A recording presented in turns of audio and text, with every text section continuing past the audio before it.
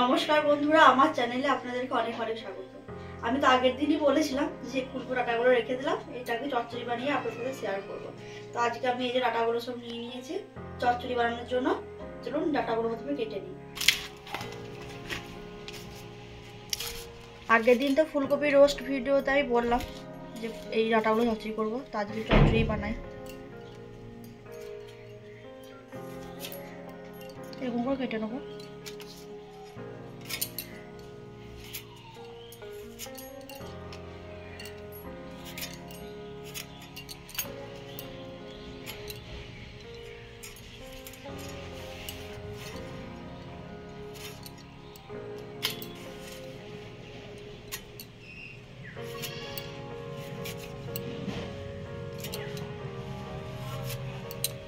এই দেখুন ফুলকপির ওই যে গোড়া দিকগুলো থাকে না, ওইগুলো কেটে রেখেছিলাম।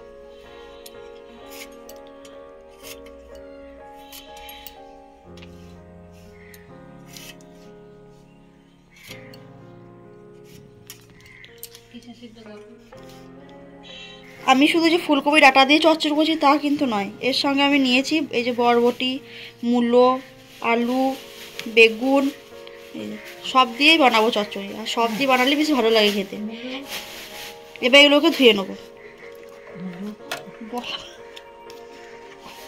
এগুলো কিন্তু ভালো করে ধুয়ে নিতে হবে, কারণ ফুলকপি ডাটাতে অনেক নোংরা থাকে, তো ভালো করে ধুয়ে নেবো।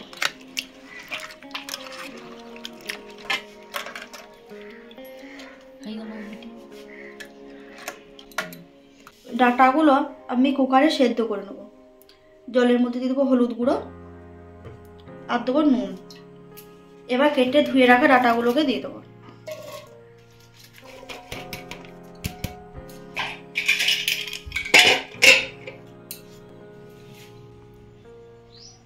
এবার আমি এগুলোকে বেটে নেবো। শুকনো লঙ্কা, আদা, কাঁচা লঙ্কা, সর্ষে আর জিরে। সর্ষেগুলোকে ভালো করে ধুয়ে নেবো, অনেক বালি থাকে তো তলে।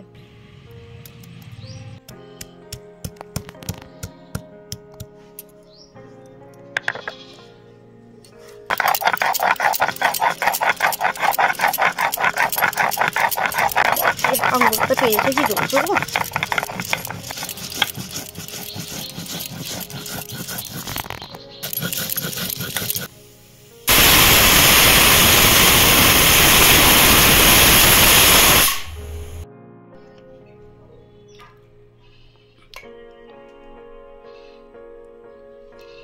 ভালো সেদ্ধ হয়ে গিয়েছে, এবার এটাকে ছেঁকে নেবো।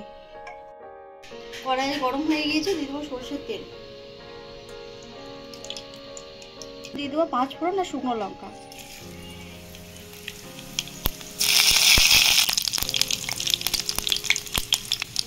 এবার দিয়ে দেবো রসুন।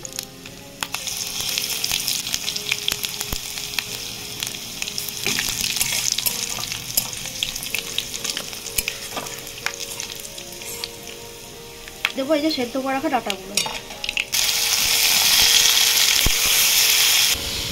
ভালো করে নাড়াচাড়া করবো।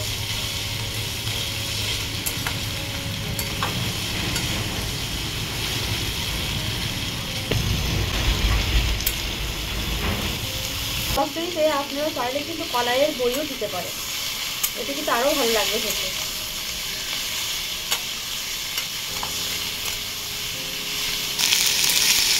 চচ্চড়ি এমন কোনো কিছু মশলা না দিলেও ভালো লাগবে, এই রসুন দিয়ে ছকে দিলেই বাস। আচ্ছা, সরষে বাটা? হ্যাঁ, সর্ষে বাটা আর রসুন দিয়ে ছকে দিলেই দারুণ লাগে, আর কিচ্ছু দরকার নেই। বলছি তো, আজ একটু গরম গরম হয় না, আরো বেশি ভালো লাগে।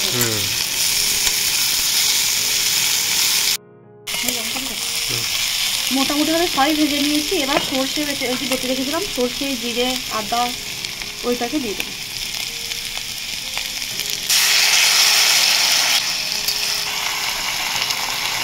ওই যে সর্ষে বাটিটা ধুয়ে একটু জল দিয়ে দেবো।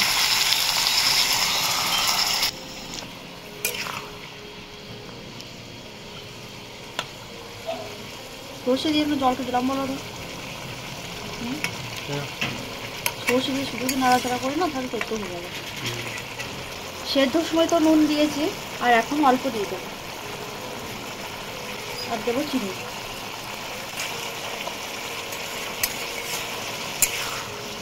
ভালো করে একবার নেড়ে দেবো।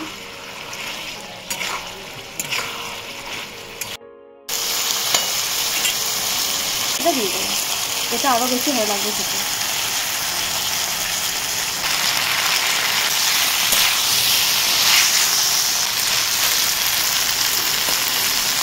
চচ্চড়িটা হয়ে গিয়েছে, এবার নামিয়ে দেবো। আজকের এই রেসিপিটি আপনাদের কেমন লাগলো অবশ্যই কমেন্ট করে জানাবেন, আর ভালো লাগলে চ্যানেলটাকে লাইক, শেয়ার, সাবস্ক্রাইব করে দেবেন। সকলকে ধন্যবাদ।